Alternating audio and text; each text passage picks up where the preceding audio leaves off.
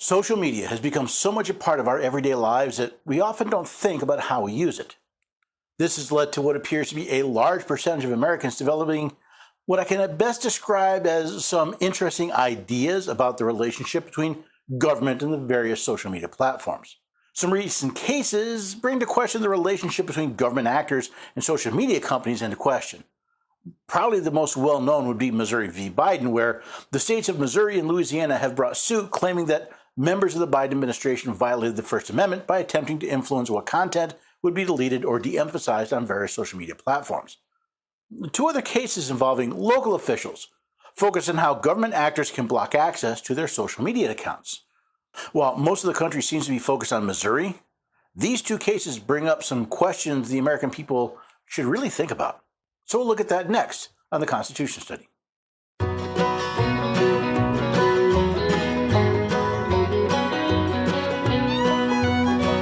Neighbors and have a few good friends. Every day we're everyday Americans. Oh, every day we're everyday Americans.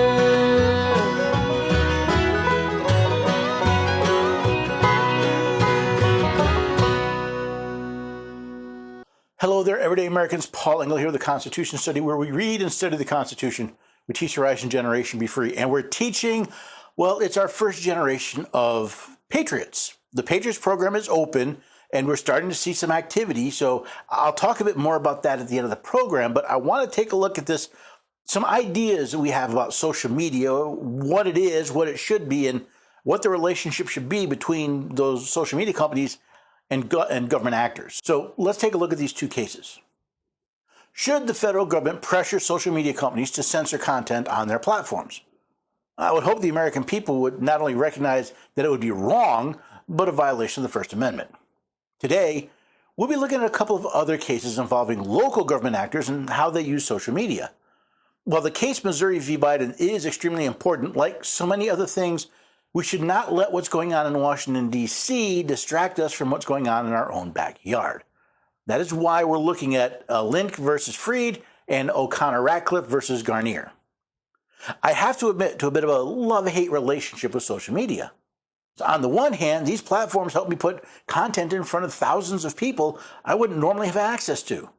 They allow me to post articles, videos, podcasts on their platforms, usually for no charge. That is a tremendous boon for the information age.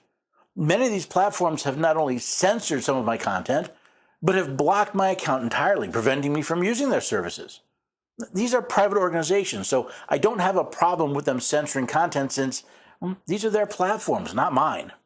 Still, these two cases highlight dangerous misunderstandings about social media.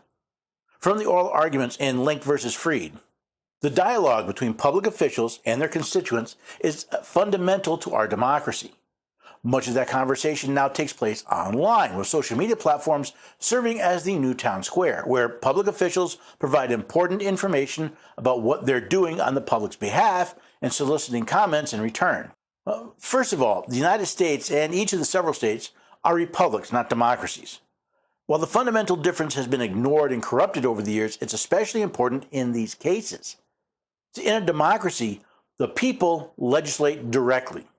The definition of a democracy from Webster's 1828 dictionary reads, government by the people, a form of government in which the supreme power is lodged in the hands of the people collectively, or in which people exercise the powers of legislation. While in a republic, the people's sovereign power is vested in representatives elected by the people. Again, from Webster's 1828 dictionary, a republic is a commonwealth, a state in which the exercise of sovereign power is lodged in representatives elected by the people. If we lived in a democracy, the need to dialogue with public officials would not be as great, since we could create laws to dictate their powers directly. In a republic, public officials are exercising powers loaned to them from their election to office. That means the need to dialogue is even greater. Second is this idea of social media platforms serving as the new town square, or as it's sometimes referred to as the new public square. The most fundamental problem with this view of social media is that it's not publicly owned, but privately. When someone posts something on social media, it's not the equivalent of posting a broadside on the town hall or in the town square around it. Rather, social media is the equivalent of your neighbor allowing people to post notices on the fence that runs along their property. The fence is still their property, so they have every right to deny individuals or content for whatever reason they deem fit. Furthermore, this metaphorical fence with all of these posts on it is not directly accessible via public property. In order to access many of these features, especially the ability to dialogue with the poster, a person must have an active account on these services. Since these companies are privately owned, their property and their systems are private as well. This means that not only can these companies regulate what gets posted, but also who has access to it and to what level. For these reasons, social media is not, cannot, and never should be considered the public square. Now, Mr. Kadim, attorney for Mr. Linked, went on with another common misunderstanding often used in the legal profession. While public officials retain their First Amendment rights, use of a private social media account does not immunize an official's conduct from First Amendment or constitutional scrutiny. Whatever these officials have done, it cannot be a violation of the First Amendment. As I've stated numerous times on these channels, the first 5 words of that amendment are Congress shall make no law. Since the defendant, Mr. Freed, is a city manager, not only is he not a member of Congress, but his actions were not taken under a law created by Congress. There can be no First Amendment violation. If there is a violation of the right to petition, it would be Article 1, Section 3 of the Michigan Constitution, which reads, "The people have the right peaceably to assemble, to consult for the common good, to instruct their representatives, and to petition the government for a redress of grievances." Now, Mr. Mupen, the attorney for Ms. O'Connor Ratcliffe, one of 2 members of the Poway Unified School District Board of Trustees, approached his argument from the other side of the issue. Individuals who hold public office are still private citizens too. When acting in their personal capacity, they retain their First Amendment rights to decide who can participate in a community discussion that they host at their own property. They are thus free to block users from their personal social media pages, unless they choose to operate those pages in their official capacities instead. Now, while making the same First Amendment mistake as Mr. Kadim, Mr. Mupen also claims that a person's social media pages are their property. Is that true? To an extent. Again, from Webster's 1828 dictionary, we find property is the exclusive right of possessing, enjoying, and disposing of a thing. Ownership. Possession. Held on one's own right. The thing owned, that to which a person has a legal title, whether in his possession or not. A person's social media space is not owned by them, but by the social media company. Now, this company effectively rents the space on their system in exchange for access to the data and activity of the user. Just as the renter of an apartment has the legal authority to determine who may enter said property, the user of a social media platform has the right to determine who may enter and participate in their virtual space. As with all of our rights, the right to petition comes with the responsibility of the consequences of those actions. In both cases, the government officials claim that in their case, the other party abused their right to petition. From Linked versus Freed. In 2020, petitioner Kevin Linked posted disparaging remarks on Freed's personal Facebook page. Freed deleted Linked's comments and blocked Linked from the page. Linked sued, claiming Freed violated his constitutional rights under the First Amendment. And from O'Connor Ratcliffe v. Garnier, we read, petitioners to elected members of the Poway Unified School District Board of Trustees use personal Facebook and Twitter accounts to communicate with the public about their jobs and the district. Respondents, parents of children attending schools in the district, spam petitioners' posts and tweets with repetitive comments and replies, so petitioners block respondents from the accounts. In both cases, one party is a government employee who used their private social media accounts to communicate with the public about matters related to their job. Apparently, neither of these governments that employed these people had any control over the social media accounts in question. To me, the only way to determine if these actions were public or private is to determine whether these government actors were using their private accounts to conduct government business, and if so, to what extent would that limit their controls over those accounts. Let's step away from the social media question and look at this another way. Say a government official occasionally uses their private vehicle when conducting public business. While they are doing so, you could reasonably require they follow all government regulations. For example, if the official was using their private vehicle in a public parade, They could not deny certain individuals from approaching while allowing others full access.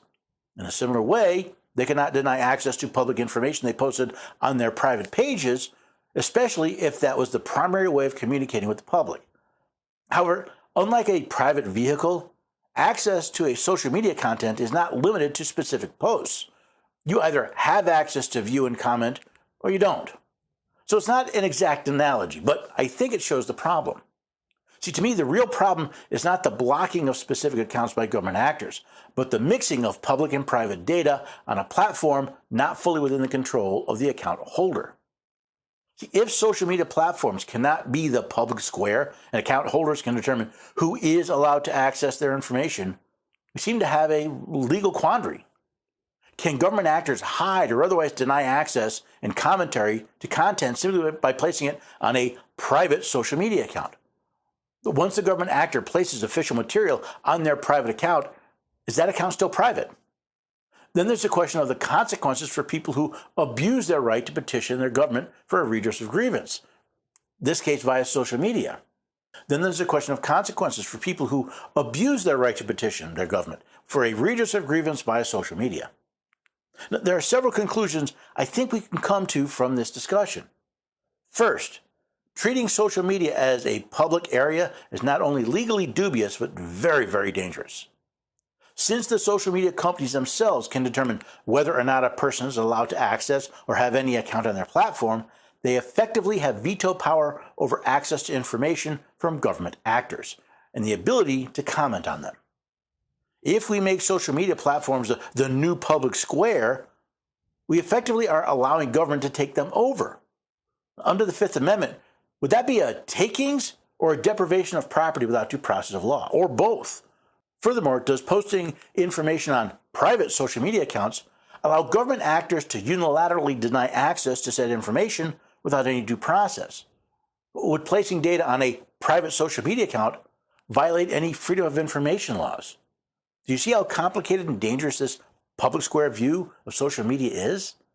There's a lot more to these cases than first meets the eye. Since the Supreme Court has only just heard oral arguments, it's likely to take months before they release their decision. Could all of this have been avoided by state and local governments requiring that government business only be performed on government accounts? Maybe with an exception for posts on private accounts that point to the publicly available information. Perhaps what is really needed is a separation of social media and state. What a tangled web we weave when first we practice social media. So I don't know if the government actors are trying to hide information. It sounds more like they just were frustrated with people they didn't want to deal with. And since they viewed these accounts as private, well, they had every right to ban them. But the problem is doing public business on private property. Whether that property is a social media platform or your front lawn, the problem's the same.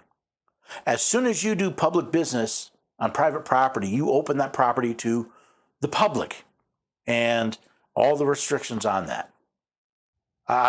Whatever the outcome, and I'm curious to see how the court eventually decides. To me, the solution to the problem is not who can and cannot disable accounts and under what conditions. All of this would have taken is for these two governments each to have said, city business, government business only takes place on a government account. If you place data on a private account, it must link directly to the publicly available information, what's in the public domain. Otherwise, that is no longer a private account. It is now a public account because you have used it for public purposes. Yeah, it's a little bit convoluted, but it's the only way I see of distinguishing between private and public, and why we need the separation of social media and state. This came to me as by reading the news. I also like getting questions. I love when people go to the website, constitutionstudy.com, and ask a question. I'll answer them here. I answer them via email. I'll answer them on the radio program if I think they're interesting or if you ask me to. But it's a great way to get interactions. Also, to me, one of the best things about the Patriots program.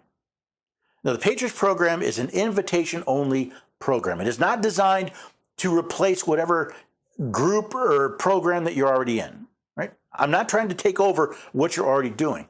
I want to give you some tools and abilities to be better. That's why there's an education portion where you can learn more about the Constitution, how to read it, how to study it, and then how to apply it, how to actually defend and assert your rights. There's the committees of correspondence, where we will find ways to communicate even when the censors come after us. Most important, there's the Minutemen, the men and women who've decided that they will rise to the defense of others, that they will be there at a moment's notice to help, whether it's giving advice or showing up at a rally or event or giving testimony in front of a committee. I myself am trying to give testimony to a committee here in Tennessee that's looking at no longer taking federal education dollars. That's part of being a Minuteman. And I said, it's invitation only. So how do you get an invitation? Well, go to constitutionstudy.com/patriots. Read about it. At the bottom, you can take the boot camp. That's the first step. Take the boot camp. It's a 1-hour video. It's absolutely free. There's no charge. At the end, if you pass the test, you'll see the oath that I want you to take. And if you're willing to take the oath, you'll get an invitation to the Patriots. I'm still building. There's still a lot going on. You're getting in on the ground floor of this. And I'm looking for men and women that really are interested in doing what they do better. Then if you're not interested, you take the boot camp and you decide it's not for you, then fine, go on your way. It's not a requirement. There won't be any charges. But I hope you'll take a look. What's the worst that can happen? You'll learn something. At least I hope you will. I also hope you come back here and join us the next time for the Constitution Study. Love